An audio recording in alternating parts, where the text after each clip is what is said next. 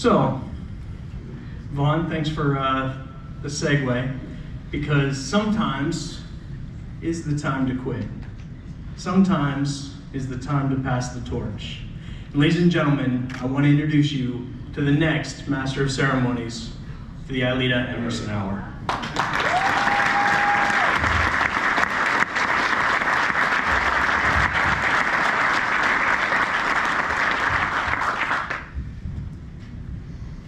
I'm not up here to speak. I'm up here to introduce our final speaker,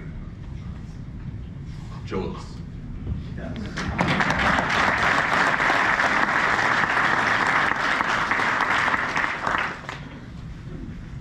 What's become more clear to me since we last met? One year after another, for the last 6 years, I've had the honor and privilege of standing here and watching and facilitating phenomenal speakers, one after the next. And each and every time, I feel this connection emanate from them out into the audience, and they bear so much of themselves. So what's become more clear to me since we last met? And I'll be honest, when Brian asked me to speak 7 years ago, I thought, do you have the right person? Because I only wanted to hold a clock for you. And when I asked Todd to take over this role, I said, I think what would work out really well is if you be the last speaker, because we always have one last speaker. He said, I got something better. The previous speaker is going to be you. And I felt that same nervousness as when Brian asked me. And so I empathize with everyone who stood up here. But this is what I'll tell you. What's become more clear to me is I've done a lot of traveling. I travel a lot for work. And each and every place I go, do you know I figure out what the wealthiest place in that community is? And it could be here in the States or overseas. You know what I look for? I look for the pristine landscape, this beautiful green lush grass. I look for these phenomenally ornate buildings. The landscaping is just breathtaking. They bring in the best landscapers and florists. But the dead giveaway are the tombstones.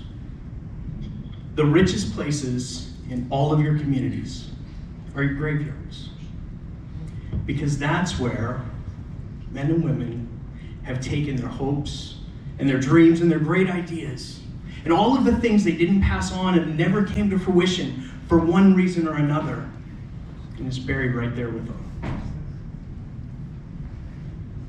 That became very clear to me over this last year. Another thing that became clear to me. So what happened on August 27th, 1963? Or it may actually be a better memory jogger if I say what happened on August 28th, 1963.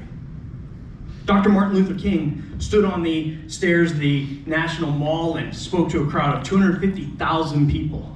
But that's not the important part. The important part is what happened the night before.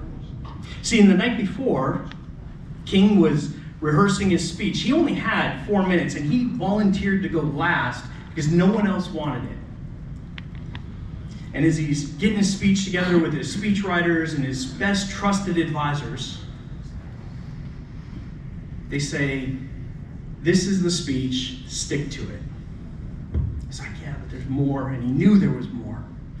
And so he's there and he's waxing poetic, and by all accounts, it would have been as a 4-minute speech or a 16-minute speech, one of the most remarkable speeches ever given in American history. No doubt. But what wasn't in that speech, because his most trusted advisors told him, don't put that in there. I have a dream. I have a dream was not in Dr. King's speech. It was never to be part of it. But in that moment, he was giving his speech and waxing poetic, and it was going to be one of the most phenomenal speeches ever, but something wasn't clicking. And Mahalia Jackson, one of the singers and performers who was also there were 9 speakers there. Anybody remember any of the others besides Dr. King? Probably not. But Mahalia Jackson was one of the performers. And she said, tell him about the dream, Martin. And so he did. He broke ranks. And he said, you know what? My trusted advisors, the people who have told me, don't go there. Don't let them have that dream from you. He broke ranks. And to this day, because he was present in the moment and he listened to the people who were there with him in that crowd, not the trusted advisors who were keeping him back and saying, don't go into this place. He listened to his audience, and he knew he wasn't connecting the way he wanted to, and he listened to Mahalia Jackson, who lifted him up and said, what about this thing you said in Detroit? And he did it, and you all remember it for that. So here's my challenge to you, what's become more clear to me in the last year.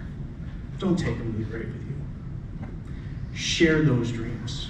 Push yourselves. And the people who are holding you back for one reason or another, even with the best of intentions, challenge yourself and ask yourself, is this dream I have inside me worth holding back, or do I need to share it? Do I need to push myself into a place I'm uncomfortable, and is it time for me to grow? Ladies and gentlemen, thank you so much for being here each and every year at this conference and making what it is, but leave here and share those dreams, crack that mold, and be the best you can be. Thank you so much.